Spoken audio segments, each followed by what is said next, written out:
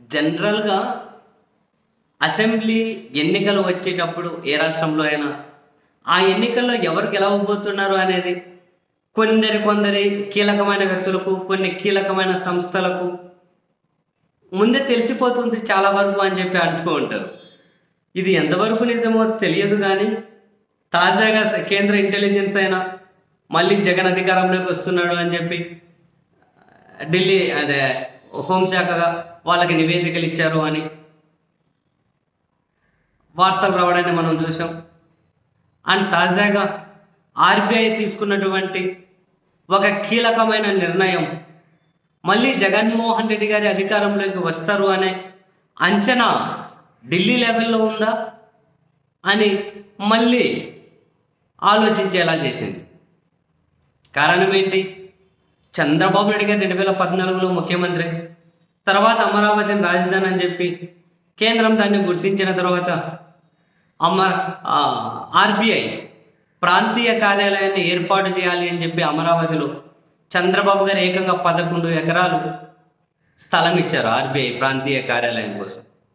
స్థలం అయితే ఇచ్చారు కానీ వాళ్ళు ఏమి ప్రాంతీయ కార్యాలయం ఏర్పాటు చేయలేదు. ఆ తర్వాత జగన్మోహన్ రెడ్డి గారు రావడం, తను అమరావతి కాదు విశాఖను పరిపాలన రాజధానిగా చేయడం, సరే అది న్యాయస్థానాల్లో కొట్టుమిట్టాడుతూ ఉన్న నెక్స్ట్ ఎన్నికల్లో ఫలితాల తర్వాత ఈ విషయం మీద క్లారిటీ వస్తుంది అని అయితే అంటూ ఉన్నారు. రాజధాని మీద పూర్తిగా క్లారిటీ వచ్చేయాలంటే నెక్స్ట్ ఎన్నికల్లో ఫలితాల తర్వాత ఒక క్లియర్ కట్ వే తెలిసిపోతుంది అని. జగన్ కంటిన్యూ అయితే అమరావతిలో పరిపాలన రాజధాని ఉండదు, అందరికీ తెలిసిన సీక్రెటే. చంద్రబాబు సీఎం అయితే విశాఖపట్నంలో పరిపాలన రాజధాని ఉండదు, ఇది అందరికీ తెలిసిన సీక్రెటే. ఈ క్రమంలో తాజాగా ఆర్బీఐ తీసుకున్నటువంటి ఒక నిర్ణయం, అంటే అమరావతిలో 11 ఎకరాల ప్రాంతీయ కార్యాలయానికి ఇస్తే మాకు అది వద్దు, మేము అక్కడ ఏర్పాటు చెయ్యం అని చెప్పి తాజాగా ప్రభుత్వానికి వాళ్ళొక అడిగారు, వాళ్ళొక రిక్వెస్ట్ పెట్టారు. విశాఖపట్నంలో మేము ఆర్బీఐ ప్రాంతీయ కార్యాలయాన్ని ఏర్పాటు చేస్తాం, స్థలమైనా ఇవ్వండి, భవనాలన్నా ఇవ్వండి అని చెప్పి జగన్ సర్కార్ని అడిగారు ఆర్బీఐ తాజాగా. సో ఆర్బీఐ నుంచి ఆ వినతి రాగానే జగన్మోహన్ రెడ్డి గారు అక్కడ ఉన్న కలెక్టర్లకు, ఉన్నతాధికారులకు ఆదేశాలు ఇచ్చారు.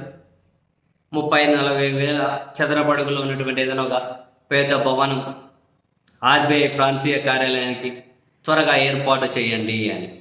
అంటే అమరావతిలో 11 ఎకరాలు చంద్రబాబు ఆఫర్ చేసి ఇచ్చిన స్థలం మాకొద్దు, మేము విశాఖపట్నానికి వెళ్తామని చెప్పి వాళ్ళు విశాఖపట్నంలో ఏర్పాటు చేయడం కోసం ముందుకు వచ్చారు అని అంటే మరి దీన్ని ఏ వేలో చూడాలి? మీకు ఏ వే బుద్ధి పడితే ఆ వేలో చూడండి.